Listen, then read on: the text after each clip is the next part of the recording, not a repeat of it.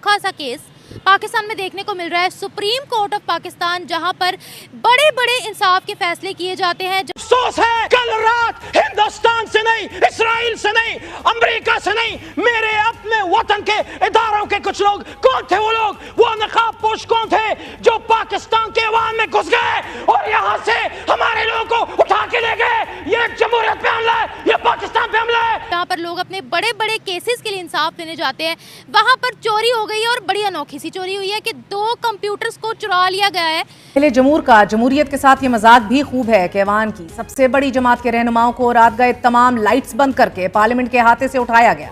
उठाने वाले नकाब पोश थे। कई लोग इसको कहते रहे कि कल जो जमहूरियत का जनाजा निकला है, जिसने क्या तवक्को रखनी है, जहाँ पर हम लोगों ने इंसाफ लेने जाना है वहीं की चोरी हो रही है, तो फिर कहाँ का इंसाफ रहा? जो पाकिस्तान की संसद के अंदर इनके सांसद सेफ नहीं हैं, इनके कंप्यूटर तक सेफ नहीं है, और ये बात करते हैं कि हमारे देश में मोदी जी आ जाइए, हमारे देश में बाइडेन आ जाइए, हमारे देश में पुतिन आ जाइए। कोई क्यों आएगा इनके देश में? जब आपके देश के सांसद किडनैप हो जा रहे हैं, आपके देश के वैसे ही ले दे के 4 तो चीफ मिनिस्टर है, उसमें से 1 किडनैप हो गया। अभी तक भी नहीं पता चला अली अमीन गंडापुर केपीके के सीएम कहाँ हैं, कौन सी हालत में हैं, जिंदा हैं, मृत अवस्था में हैं, ज़मीन खा गई, आसमान निकल गए, कहाँ आखिर कुछ भी नहीं पता चल पा रहा। और ये बुलाते हैं कि भाई जयशंकर साहब आप आ जाओ, मोदी जी आप आ जाओ, फलाने साहब आप आ जाओ, ये आ जाओ, वो आ जाओ। क्यों आ जाओ भाई? कोई अपनी क्रिकेट टीम भी क्यों भेजे? आज इंडिया को पूरी दुनिया में बात फैलानी चाहिए, आज भारत को पूरी दुनिया में बात फैलानी चाहिए कि जिस देश में खुद के सांसद नहीं सेफ है, आपको किसी देश को अपनी क्रिकेट टीम नहीं भेजनी चाहिए। पाकिस्तान क्यों भेजनी? आखिर वहाँ जा करके आपका होगा क्या? वहाँ पे जा करके आपके कब खिलाड़ी गायब हो जाएंगे, कब आपके कैप्टन गायब हो जाएंगे, कोच गायब हो जाएंगे, पूरी आपकी क्रिकेट बोर्ड गायब हो जाएगी, किसी को पता भी नहीं चलेगा कि हमने पार्लियामेंट का बहुत सुनहरा दौर देखा हुआ है, और इस चीज़ का बहुत ख्याल रखा जाता था कि पार्लियामेंट की तकरीम, उसकी सैंक्टिटी। तो ये जो कल हुआ, पहले तो मैं चाहूँगा कि वहाँ पे पुलिस घुस गई, लोगों को उठाया गया, बत्तियाँ बुझा दी गई, मस्जिद में भी पार्लियामेंट की लोगों को नमाज पढ़ते भी उठा के लेके गया। मैं चाहूँगा इस पर ज़रा आप अपने व्यूज़ दें, क्या कहेंगे? आज मैं समझता हूँ कि पाकिस्तान की अनोखा सा केस पाकिस्तान में देखने को मिल रहा है। सुप्रीम कोर्ट ऑफ पाकिस्तान, जहां पर बड़े बड़े इंसाफ के फैसले किए जाते हैं, जहां पर लोग अपने बड़े बड़े केसेस के लिए इंसाफ लेने जाते हैं, वहां पर चोरी हो गई और बड़ी अनोखी सी चोरी हुई है कि 2 कंप्यूटर्स को चुरा लिया गया है। 131 कंप्यूटर्स खरीदे गए थे एक प्राइवेट कंपनी से रिसेंटली ही, नए फ्रेश ताकि उनमें डाटा रिकॉर्ड किया जा सके। सीसीटीवी फुटेजेस ने दिखाया है कि 2 कंप्यूटर जो चोरी हुए हैं, जो नए ही अभी आए थे, वो एम्प्लॉयज़ ने ही चोरी किए हैं, जो कि सुप्रीम कोर्ट के अपने एम्प्लॉयज़ थे। अरे जो बंदे हैं ना यहाँ पे चोर और डाकू होते हैं, वहाँ पे जाकर ये दयानतदारी का सर्टिफिकेट लेते हैं। नहीं लेते ना सर, देखिए नहीं लेते, तभी हम निकाले जा रहे हैं वहाँ से। जापान के अंदर पाकिस्तानियों की इज्जत है। सर आप लेटेस्ट न्यूज़ पढ़े, 1 मिनट। आया था ना, सबसे ज्यादा पाकिस्तानियों ने मदद की थी जाके। वहाँ सुनामी आया था तो पाकिस्तानियों ने मदद की थी, फिर जापानी जो है वो पाकिस्तानियों के खिलाफ इतने बड़े बड़े प्रोटेस्ट क्यों कर रहे हैं? और कुछ वहाँ के भी हरामखोर हैं जो आराम से नौकरियाँ करते नहीं हैं, और वो कहते हैं कि ये निकल जाए, हम आराम से जो है ना वो तनख्वाहें लें। तो आप रिपोर्टिंग करें, नेगेटिव रिपोर्टिंग के साथ पॉजिटिव रिपोर्टिंग भी करें आप, ताकि लोगों पे उसका कुछ अच्छा इम्पैक्ट पड़े उसका। अगर पाकिस्तान की इकोनॉमी बढ़ेगी मैं ज़रूर इस पर बात करूंगी, एक्सपोर्ट्स बढ़ेंगी मैं ज़रूर बात करूंगी, आईटी सेक्टर नेक्स्ट अब अपनी जेबों को ताले लगाने पड़ेंगे यही हो सकता है। सुप्रीम कोर्ट और अगवा भी किया है एक मुकद्दस टेरिटरी पे, इनके लिए तो किसी की आंख में नरमी नहीं होनी चाहिए कि इनको बख्शा जाए।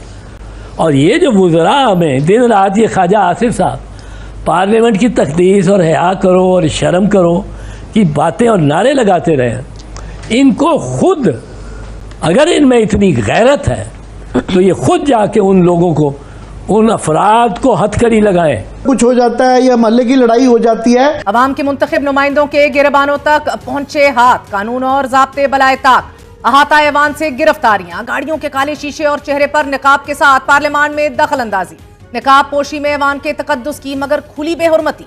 सवाल उठे, क्या पार्लियामान पर हमला पाकिस्तान पर हमला नहीं? क्या पार्लियामान पर हमला आइन पर हमला नहीं?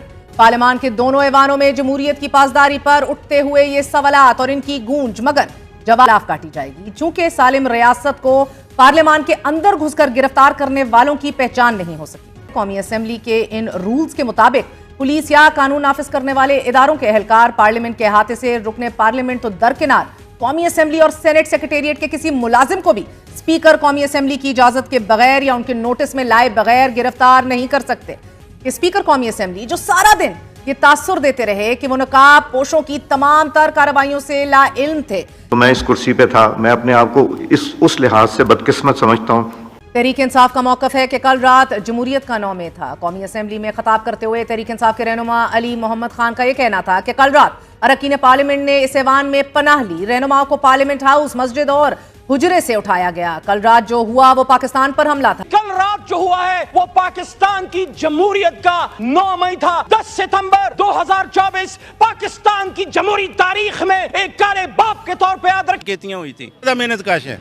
ये जो पाकिस्तान इस वक्त नजर आ रहा है, ये हमारे मजदूरों का पसीने की कमाई है।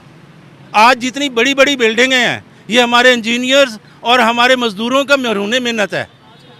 ठीक है, तो मेहनत तो हुई है। ये दूसरा हमारा एजुकेशन सिस्टम, ठीक है, आज भी वही पुराना 2 दूनी 4 थे 4 दूनी 8, ठीक है, हम उसी पे चल रहे हैं।